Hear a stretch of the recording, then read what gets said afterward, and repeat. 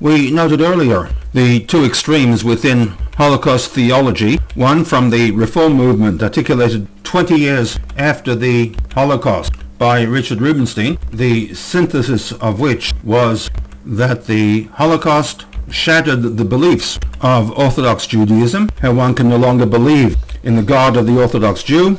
The covenantal agreement between God and his people is null and void, and so on and so forth. I noted that when we get into theology, we interpret historical events from within the context that one lives. These views, of course, underpin Reform Judaism's understanding of the Judaism that they subscribe to. This was sharply contrasted with a seminal work from Eliezer Berkowitz, who argued from the standpoint of faith that the Holocaust was one of a long series of events in Jewish history dating back to the Churban Beit HaMikdash. Use of technology allowed the scale of the Shoah to cause a greater degree of destruction and havoc than in previous centuries. At one extreme, an ideology that rejects a God who is interactive in the affairs of his people. At the other, faith not just in the good times, but more so in times of upheaval. As this is a textual analysis, the ideological positions of the non-practicing Jew are of little consequence at this point in time, and therefore we need to place the Holocaust theology from the standpoint of Orthodox Judaism under the microscope. We began the journey by placing into the mouth of Moshe, in his response to God, Ve'amru li ma shmo, the question as to why is it that God appears to stand by and permit horrendous acts to be perpetrated against his people. This was a question 3,000 years ago and is just as valid in the present. To which the response was Eheyeh asher eheyeh, a message of comfort. I have not discarded them.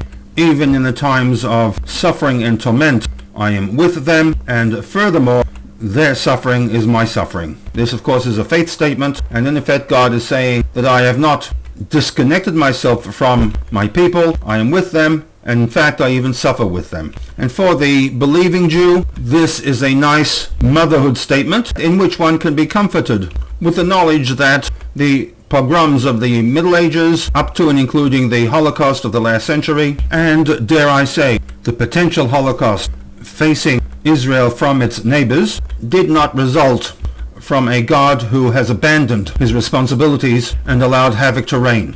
The problem with this line of thinking, a point raised by the Rebbe in the SICHAH, is the internal inconsistency between the two positions. Motherhood type statements have their role, but when subjected to critical analysis, one could and should ask that if God is with the people in their suffering, to the extent that he, God, suffers along with his people, then why did he allow such horrendous acts to be perpetrated against his people? If human beings who have the ability to do something about pain and suffering attempt to alleviate that pain and suffering, then Kaviyachol, certainly God, who we within Orthodox Judaism maintain has the ability to, why did he not do something to alleviate his own pain and suffering, Kaviyachol, by controlling those forces that were causing pain and suffering to his people? This is the conundrum raised by the Rebbe in the SICHAH with respect to Eheyeh asher eheyeh.